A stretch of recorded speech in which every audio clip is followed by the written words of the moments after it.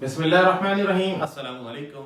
आज के सेशन में हम क्लास 10 के चैप्टर नंबर 30 यानी कि इंट्रोडक्शन टू ट्रिग्नोमेट्री का बाकायदा आगाज करेंगे। ये बात आपको मालूम है कि जब भी हम किसी चैप्टर का आगाज करते हैं, किसी चैप्टर को शुरू करते हैं, तो डायरेक्ट किसी एक्सरसाइज पर या डायरेक्ट किसी क्वेश्चन पर नहीं आते, बल्कि उसका जो बेसिक होता है, जो बेसिक कॉन्सेप्ट होता है, जो मोटी मोटी बातें होती हैं, काम की बातें होती हैं, तो उसको समझने की कोशिश करते हैं। तो आज के सेशन में भी हम डायरेक्ट किसी एक्सरसाइज के क्वेश्चन को सॉल्व नहीं करने जा रहे, बल्कि जो ट्रिग्नोमेट्री है इसकी थोड़ी बहुत क्या बेसिक है, कब बनी, किसने बनाई, क्या पढ़ते हैं इसके अंदर, इसकी एप्लीकेशन क्या है, इंशाल्लाह इसको जानने की कोशिश करेंगे। शुरू करते हैं चैप्टर नंबर 30 ट्रिग्नोमेट्री।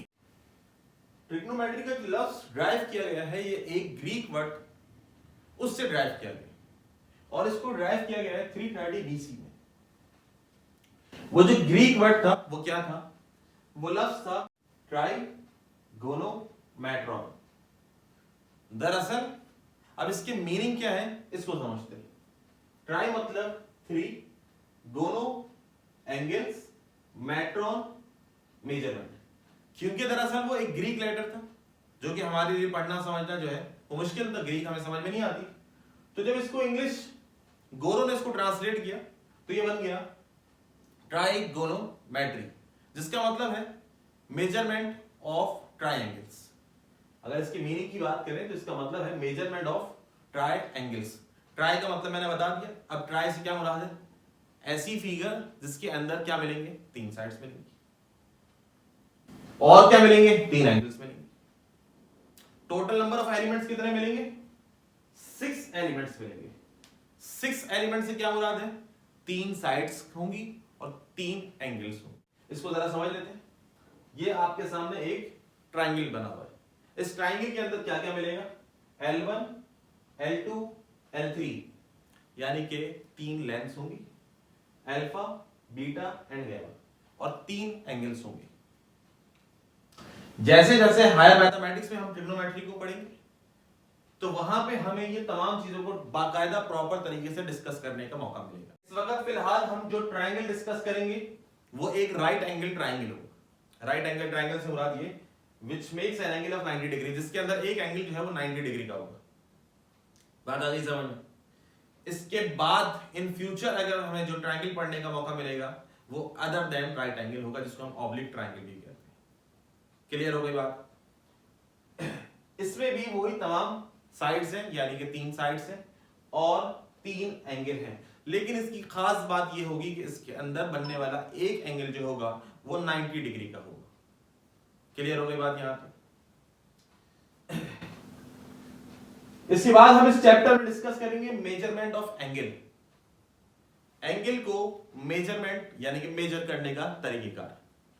ये बात हमें मालूम है, जितने भी फिजिकल क्वांटिटीज होती हैं उन तमाम को जब मेजर किया जाता है तो उनका कोई ना कोई यूनिट होता है।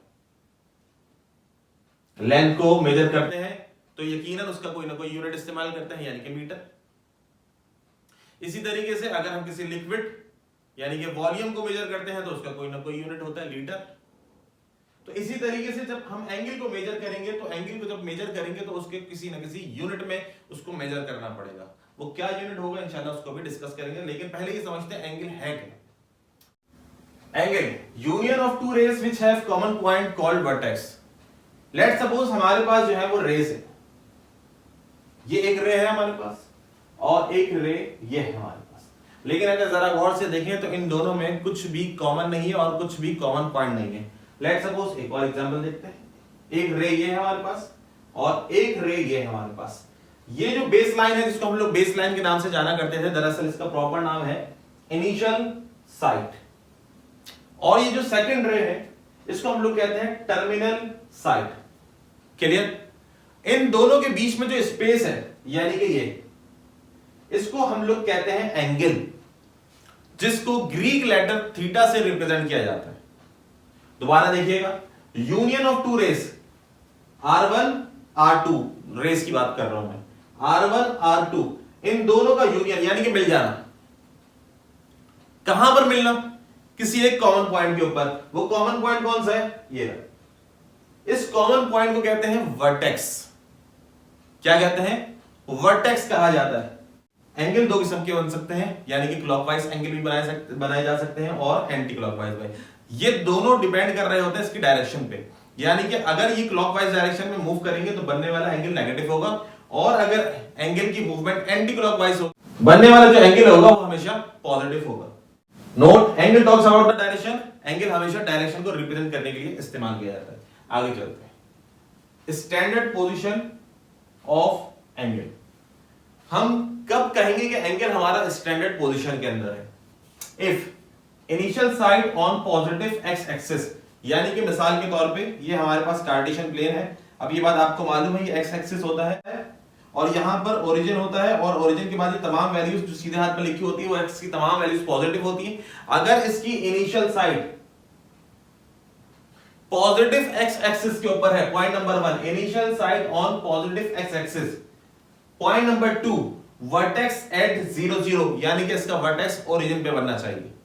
जैसे ये देखिए ये एक एंगल बना, तो इसको हम कहेंगे standard position of angle. Angle ये अपनी स्टैंडर्ड पोजीशन में मौजूद है। कब? जब इसकी इनिशियल साइड कहां पर होनी चाहिए? पॉजिटिव एक्स एक्सिस के ऊपर, और दूसरा पॉइंट इसका वर्टेक्स कहां पर होना चाहिए? इसका वर्टेक्स ओरिजिन के ऊपर होना चाहिए।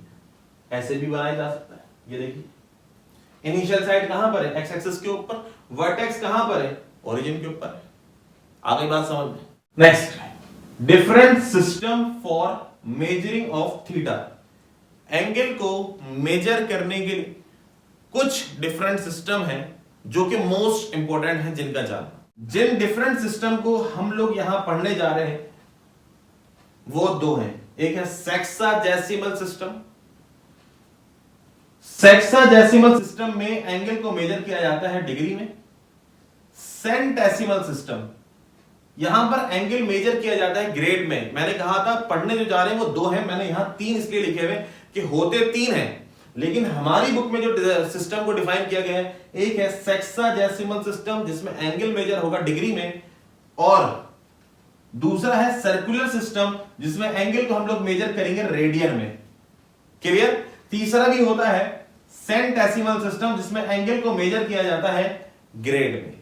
क्लियर? ये तीन सिस्टम है जिसको अभी हम डिस्कस करेंगे। अब मजीद आगे बढ़ने से पहले, तीनों सिस्टम्स को समझने से पहले हम सर्कल को समझने की कोशिश करेंगे, क्योंकि ये तीनों सिस्टम में सर्कल कहीं ना कहीं जो है वो एग्जिस्ट करता है। तो हम समझने की कोशिश करेंगे कि सर्कल क्या क्या कॉन्सेप्ट है, देन इसके बाद हम इसके जो सिस्टम्स है उसके ऊपर वापस आएंगे। सर्कल में चंद पॉइंट्स हैं, इसको जान लीजिए, इतना जान लीजिए ताकि आपका सेक्साडेसिमल सिस्टम और सेंटेसिमल सर्कुलर सिस्टम आपको आसानी से समझ में आ जाए। बहुत ज्यादा तफसील से मैं बात नहीं करूंगा। इसको हम लोग कहते हैं सेंटर, सेंटर से लेके इसकी बाउंड्री, ये जो बाउंड्री गोल दायरा, इसको हम लोग कहते हैं सर्कमफेरेंस। क्या कहते हैं इसको हम लोग? सर्कमफेरेंस।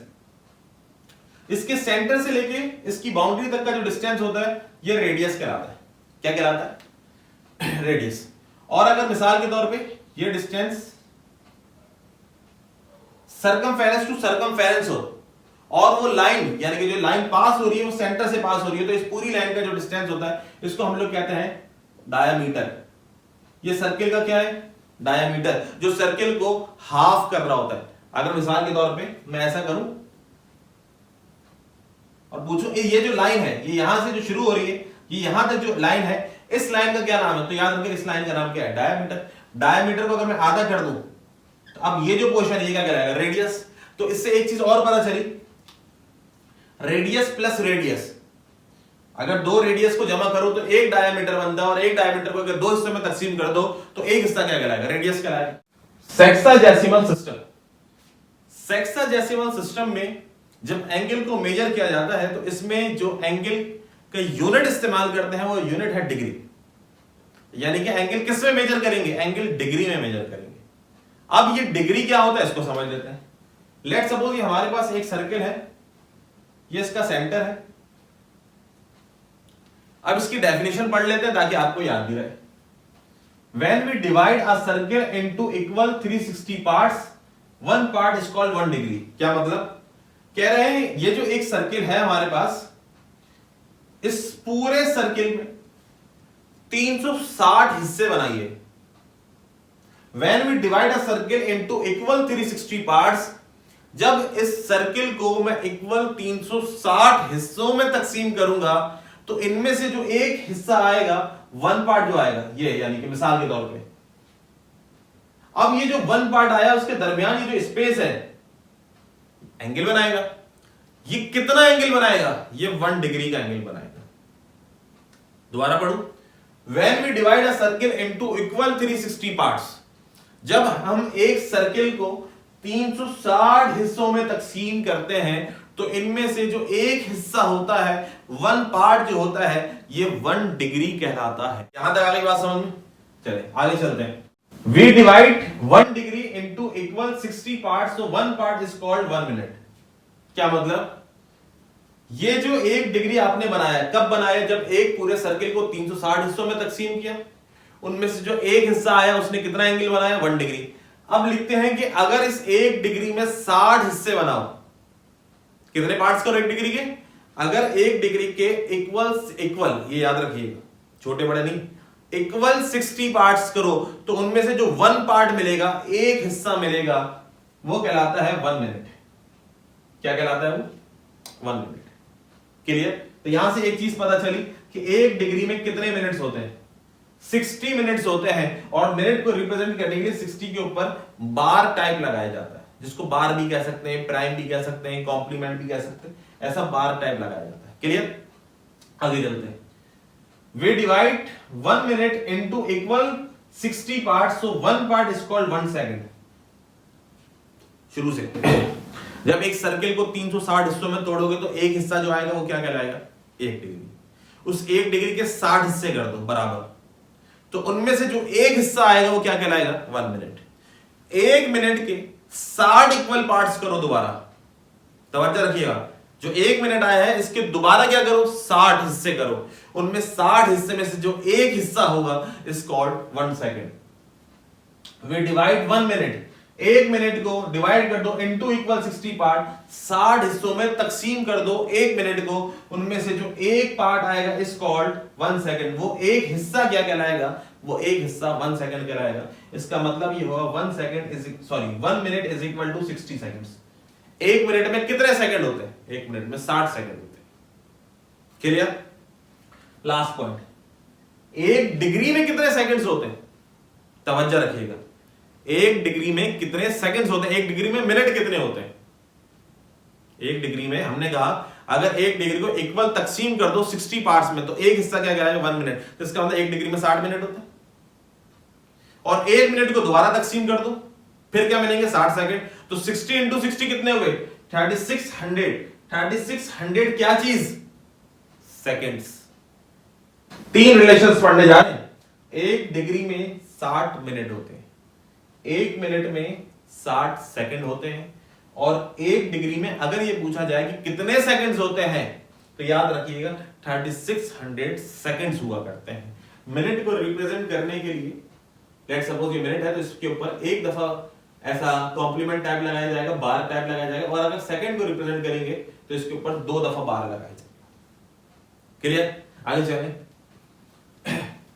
ये कहलाता है डीएमएस सिस्टम भी कहलाता है, डिग्री मिनट सिस्टम भी कहलाता है। क्लियर? अब ये जो डी लिखा है, डी से मुराद है डिग्री, और डिग्री आपको मालूम होना चाहिए कि जब हम कोई सा भी एंगल को जब मेजर करते हैं और डिग्री में मेजर करते हैं तो हम इसके ऊपर ऐसा ओ टाइप बनाते हैं। ये किसको रिप्रेजेंट कर रहा होता है? ये डिग्री की नोटेशन है, यानी कि डिग्री को रिप्रेजेंट कर रहा होता है। 45 डिग्री। अब डिग्री के सब यूनिट हमने पढ़े मिनट और सेकंड। Degree, minute, second. अगर 45 डिग्री है तो मैं इसको मिनट और सेकंड में किस तरह से कन्वर्ट कर सकता हूं, ये एक एग्जांपल है। इसके बाद बाकायदा प्रॉपर तरीके से हम एक्सरसाइज में इसके मजीद क्वेश्चंस करेंगे। अभी इससे समझ लीजिए डिग्री से मिनट और मिनट से सेकंड में जाने का क्या तरीका कार्य, किस तरीके से लिख सकते हैं। 45 degree is equal to 44 degree plus 1 degree. भाई 45 डिग्री को आप ऐसे लिख सकते हो, नहीं लिख सकते? बड़ा आसान सा तरीका है। 45 degree is equal to 44 degree plus 1 degree. ये 44 डिग्री तो अपनी जगह ठीक है, 1 डिग्री किसके बराबर होता है? 60 मिनट के। तो हम इसको ऐसे भी लिख सकते हैं। नहीं आ रही समझ में? भाई 44, 44 प्लस 1 कितने हुए? 45। ठीक है, तो ये डिग्री तो डिग्री में रहने दो। ये 1 डिग्री बराबर होता है 60 मिनट के, तो मैंने लिख दिया 60 मिनट। अच्छा, क्या सेकंड में लिख सकते हैं? हाँ बिल्कुल लिख सकते हैं। 44 डिग्री 60 मिनट। अच्छा अब 60 मिनट नहीं, एक काम करो 1 मिनट कम कर दो, यानी कि 59 मिनट। कितना मिनट पीछे रह गया? 1 मिनट। 1 मिनट में कितने सेकंड होते हैं भाई? 60 सेकंड हुआ करते हैं, तो इसको ऐसे लिख सकते हो 44 डिग्री 59 मिनट 60 सेकंड्स। किसको ब्रेक करा? 45 डिग्री को ब्रेक करने का तरीका ऐसा भी है, ऐसे भी रिप्रेजेंट कर सकते हैं। अगली एग्जांपल मैंने वहां लिखी 120 डिग्री। 120 डिग्री का मतलब 119 डिग्री प्लस 1 डिग्री, कितने हो गए? 120 डिग्री। तो 119 डिग्री को तो एज इट इज रहने दो। 1 डिग्री में कितने मिनट होते हैं? 60 मिनट। ये लो आ गए 60 मिनट। 119 degree 60 minute. अब 60 मिनट को तोड़ दो, 59 मिनट। पीछे क्या रह गया? 1 मिनट। और 1 मिनट में कितने सेकंड्स होते हैं? 60 सेकंड्स होते हैं। यानी कि 120 डिग्री को हम इस तरह से भी डीएमएस में लिख सकते हैं, यानी कि डिग्री, मिनट और सेकंड। 119 डिग्री 59 मिनट्स और 60 सेकंड। क्लियर? यहां तक आ रही है बात समझ में? ये था हमारा सेक्साडेसिमल सिस्टम। नेक्स्ट है हमारे पास सेंटेसिमल सिस्टम। लेट्स सपोज कि हमारे पास एक सर्किल, सेक्साडेसिमल सिस्टम में हमने पढ़ा था when we divide a circle into equal 360 parts. No, अब ऐसा नहीं है। इसके अंदर when we divide a circle into equal 400 parts, जब एक सर्किल को 400 हिस्सों में तकसीम करोगे तो बनने वाला 1 पार्ट 1 ग्रेड कहलाएगा। बात आ गई समझ में? ये सर्किल, इसको आपने टोटल 400 हिस्सों में तकसीम कर दिया। लेट्स सपोज ये हमारे पास एक पार्ट आया। अब ये जो एक पार्ट आया है जिसने एंगल बनाया है, इसको हम लोग कहते हैं 1 ग्रेड, जिसको ऐसे लिखा जाता है। अच्छा ये जो सेंटेसिमल सिस्टम है, फिलहाल इस वक्त इसका हमारी बुक्स के अंदर इसका इतना ज्यादा कोई इस्तेमाल नहीं है, लेकिन इसकी नॉलेज होनी चाहिए, इसलिए बहुत ज्यादा डिस्कशन नहीं करूंगा मैं इसके ऊपर, मुख्तसर मोटी मोटी बातें बता के फिर अगले सिस्टम पर आते हैं। जब आपने इसको 400 इक्वल पार्ट्स में तकसीम कर दिया तो 1 पार्ट इज कॉल्ड 1 ग्रेड। इससे यहां पर एक कॉन्सेप्ट ये डेवलप हो रहा है, ये जो राइट एंगल इसके अंदर बनता है ये 90 डिग्री पे नहीं बनता, बल्कि 100 ग्रेड्स पे बनता है। नहीं है समझ में भाई? ये 1 ग्रेड है, टोटल कितने ग्रेड बनाए आपने? 400। तो अब यहां से लेके यहां तक, ये यहां से लेके यहां तक में कितने ग्रेड्स आए? 100। फिर कितने आए? 100। फिर कितने आए? 100। फिर कितने आए? तो कहने का मतलब है जब राइट एंगल बनाएगा तो कितने एंगल्स, कितने ग्रेड्स के ऊपर बनाएगा? तो इसका मतलब ये हुआ कि एक राइट एंगल के अंदर 100 ग्रेड्स होते हैं। क्लियर हो गई बात? यहां तक आ गई बात समझ में? इससे ज्यादा और मजीद तफसील में जाने की जरूरत इसमें नहीं। अगला सिस्टम है सर्कुलर सिस्टम। इसको बहुत ज्यादा डिटेल में समझने की जरूरत है। अच्छा जी, सर्कुलर सिस्टम अब वो सिस्टम है, अब तक हमने जितनी मैथमेटिक्स पढ़ी सेक्साडेसिमल वाली, सेंटेसिमल वाली, जिसका शायद हो सकता है आपने पहली दफा ही नाम सुना हो, तो अंदाजा इस बात से हो गया होगा कि सेंटेसिमल सिस्टम को इतना ज्यादा जरूरी नहीं है। अब तक हमने ये जो जिंदगी में इस्तेमाल किया था उसमें से भी हमने सिर्फ और सिर्फ एक पार्ट इस्तेमाल किया था, डिग्री। ना हमें मिनट के बारे में कोई बहुत ज्यादा नॉलेज थी और ना ही सेकंड के बारे में, लेकिन अब पढ़ने के बाद कुछ ना कुछ नॉलेज भी हो जाएगी और इसके बाद इसके क्वेश्चंस भी करेंगे तो बातें बेहतर अंदाज में। कहने का मतलब यह है कि इन फ्यूचर अब जितनी मैथमेटिक्स पढ़ने जाएंगे हम, उसमें जो सिस्टम इस्तेमाल होगा वो ये सिस्टम है, सर्कुलर सिस्टम। खत्म, सेक्साडेसिमल खत्म हो गई हमारी जिंदगी से। अब सर्कुलर सिस्टम जो है इसके बारे में जो नॉलेज है वो लेना बहुत ज्यादा जरूरी है। हायर मैथमेटिक्स के अंदर सेक्साडेसिमल का कोई काम नहीं है, सर्कुलर सिस्टम का काम है। तो सर्कुलर सिस्टम के अंदर पहले सर्किल, अभी मैंने पिछले उसमें ही बनाया था, एक बार फिर बना देता हूं। लेट्स सपोज ये सर्किल, ये सेंटर, ये जो पूरी बाउंड्री, इसको मैंने रिप्रेजेंट किया था सर्कमफेरेंस, ठीक है। और सर्कमफेरेंस का फॉर्मूला होता है 2 पाई आर। सर्कमफेरेंस, अब मैं इसकी डेरिवेशन पे नहीं जा रहा कि सर्कमफेरेंस 2 पाई आर कहां से आया, ये हमारी बहस नहीं है फिलहाल अभी। सर्कमफेरेंस का फॉर्मूला याद रखिएगा 2 पाई आर। क्लियर? मोटी मोटी जो चीजें हैं वो याद रख लीजिएगा सर्किल के बारे में। और अगर मैं इसके एरिया की बात करूं तो एरिया ऑफ सर्किल का फॉर्मूला होता है पाई आर स्क्वायर। क्यों होता है, कब होता है, ये हर जगह लाजमी नहीं है जानना। अभी जो टॉपिक है उससे रिलेट करेंगे इस फिगर। क्लियर? ये सर्कमफेरेंस आ गया, इसके एरिया की बात करें तो एरिया होता है पाई आर स्क्वायर। ये सेंटर है और सेंटर से लेके ये जो डिस्टेंस है ये अभी आपको बताया भी और आपको मालूम भी होगा। सेंटर से लेके अगर उसके सर्कमफेरेंस तक के डिस्टेंस की बात करें तो वो रेडियस कहलाता है। सर्कुलर सिस्टम को पढ़ने जा रहे हैं। अब सर्कुलर सिस्टम के अंदर पहली चीज तो ये, जिसमें एंगल मेजर करेंगे वो रेडियन में करेंगे। क्या? रेडियन। सर्कुलर सिस्टम में एंगल मेजर होगा रेडियन।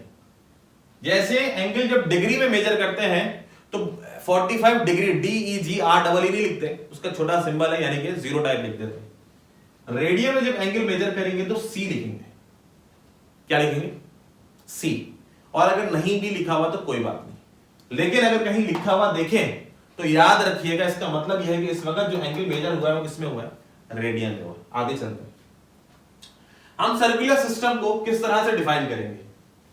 सर्कुलर सिस्टम को समझने के लिए आप कुछ बातें हैं उसको समझना लाजमी है। अच्छा जी, लेट्स सपोज सर्किल, सर्किल के ऊपर सेंटर मैंने ऐसा रखा यहां और एक आर्क लगाई, यहां रखिए कंपास से मिसाल के तौर पर आर्क लगाई। कहने का मतलब सिर्फ ये समझाना चाह रहा हूं, ये जो हिस्सा है जो मैंने लगाया है, ये जो हरकत मैंने की अभी आपके सामने, ये आर्क लेंथ कहलाती है। क्या कहलाता है? ये आर्क। और जाहिर सी बात है इसकी कोई ना कोई लंबाई है, आर्क लेंथ कहलाती है। क्लियर? इस आर्क लेंथ को हमारी बुक में जिस लेटर से डिनोट किया गया है वो लेटर है L। इसके अलावा अगर आपका किसी और बुक पढ़ने का इत्तेफाक हो जाए तो मुख्तलिफ बुक्स में इसको S से भी रिप्रेजेंट किया गया है, इससे कोई फर्क नहीं पड़ता, रिप्रेजेंट किसी से भी कर सकते हैं। बस समझाना ही चाह रहे हैं भाई S से करो या L से करो, रिप्रेजेंट किसको कर रहे हो? रिप्रेजेंट कर रहे हो आर्क लेंथ को। यह हिस्सा कहलाता है आर्क लेंथ। आगे चलो, यहां से लेकर यहां तक रेडियस, थोड़ी देर के लिए मान के चलो यहां से सेंटर से लेकर इसकी बाउंड्री तक का जो डिस्टेंस है वो 2 सेंटीमीटर है। रेडियस कितना हुआ है? 2 सेंटीमीटर हुआ। इतना ही 2 सेंटीमीटर का आर्क मैंने यहां पे लगाया, इस बाउंड्री के ऊपर कहीं, यानी कि इसके ऊपर। समझाने के लिए मैंने सिर्फ बाहर लगाया। ये जो इतना हिस्सा मैंने कवर किया है इसकी लेंथ भी कितनी है? 2 मीटर।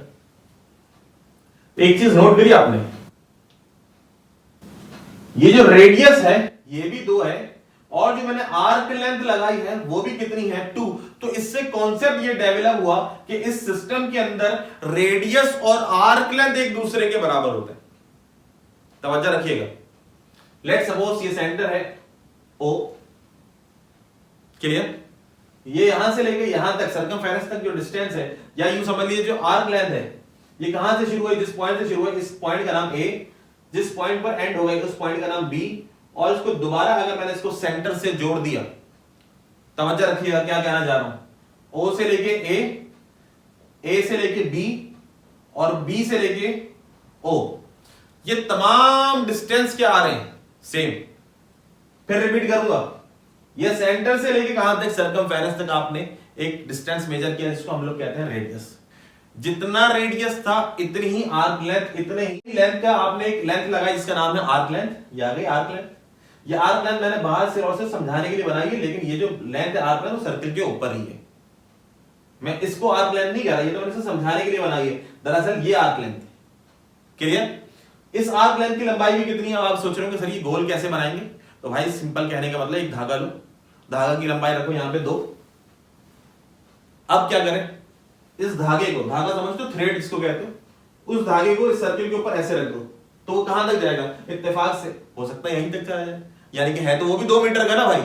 तो यहां से ये 2 मीटर, यहां से ये 2 मीटर, और इस पॉइंट को इस पॉइंट से सेंटर से दोबारा जोड़ दो तो भाई ये जो इनिशियल साइड है और ये जो टर्मिनल साइड है इनके दरमियान जो स्पेस पैदा हुआ, स्पेस पैदा होने से इसने क्या बनाया भाई?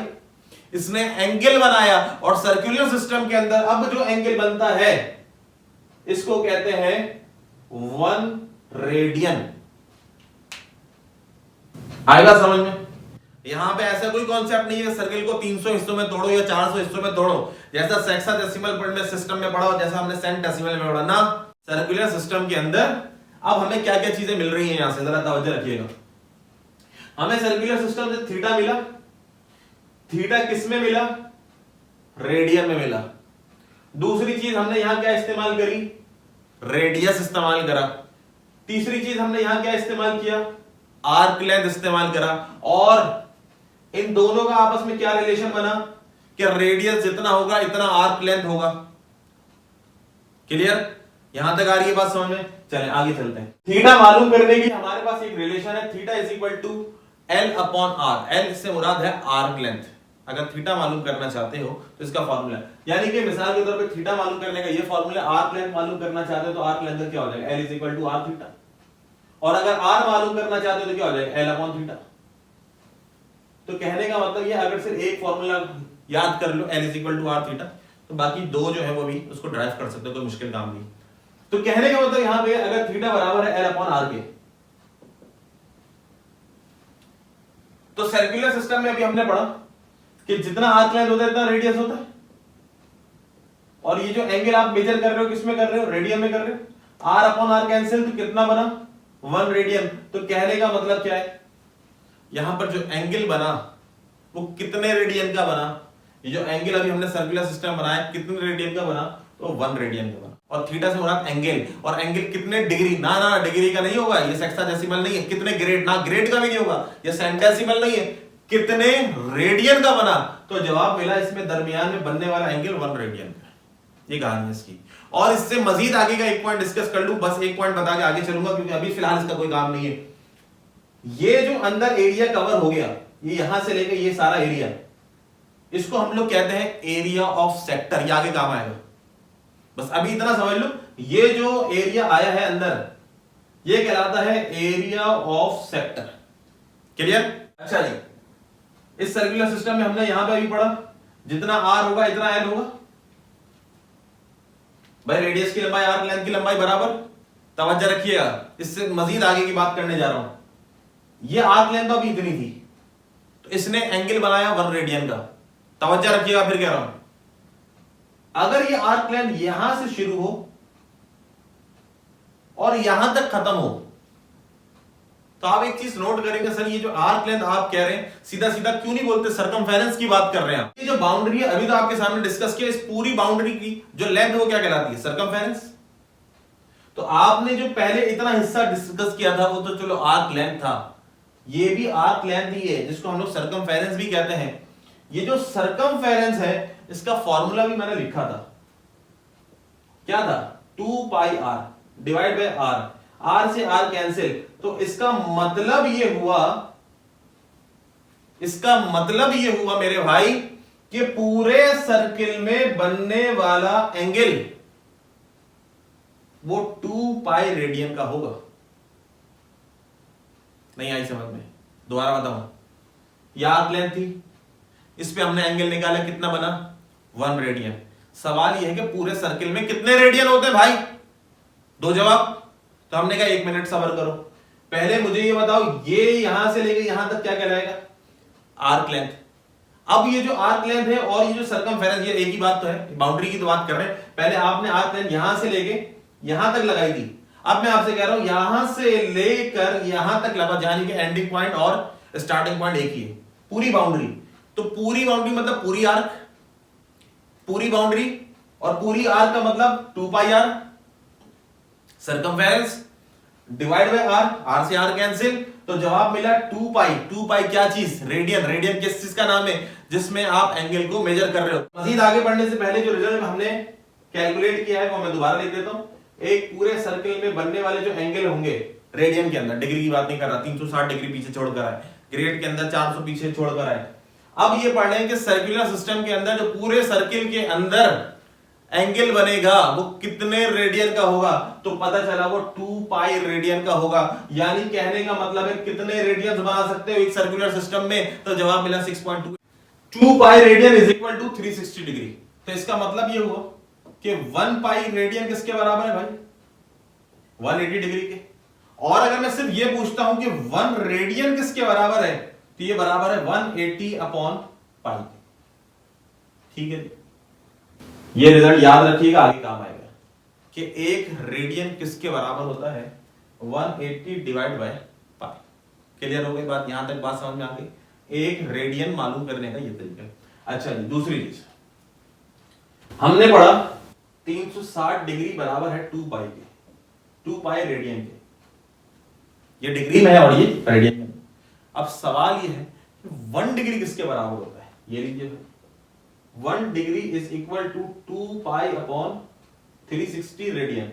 इसको मजीद सॉल्व कर लें तो रिजल्ट आएगा 1 डिग्री इज इक्वल टू 2 से ये cancel out pi by 180 radian. बस ये दो रिजल्ट हमारे बहुत काम के। 1 रेडियन किसके बराबर है, 180 डिवाइड बाय पाई। 1 डिग्री किसके बराबर है, पाई डिवाइड बाय 180। क्लियर, ये दो रिजल्ट इंशाल्लाह याद रहेंगे तो आगे एक्सरसाइज को सॉल्व करने में काफी ज्यादा हेल्प होगा। आई होप सो कि आपको ये तमाम बातें बेहतर अंदाज में समझ में आई होंगी। इसमें खासम का सबसे ज्यादा मोस्ट इंपोर्टेंट जो सिस्टम है, मैंने पहले भी बताया फिर बता देता हूँ, वो है हमारे पास सर्कुलर सिस्टम।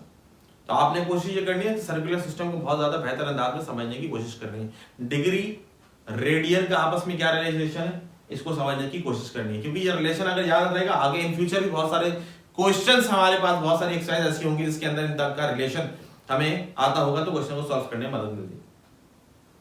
खैर आज के सेशन में इतना ही। कुछ इंपॉर्टेंट रिजल्ट्स हमने जनरेट किए, इन तमाम रिजल्ट्स को भी याद रखने की कोशिश कीजिएगा। आज के सेशन में इतना ही, इंशाल्लाह फिर नेक्स्ट सेशन में बाकायदा एक्सरसाइज का आगाज करेंगे। अपना बहुत सा ख्याल रखिएगा। अल्लाह हाफिज।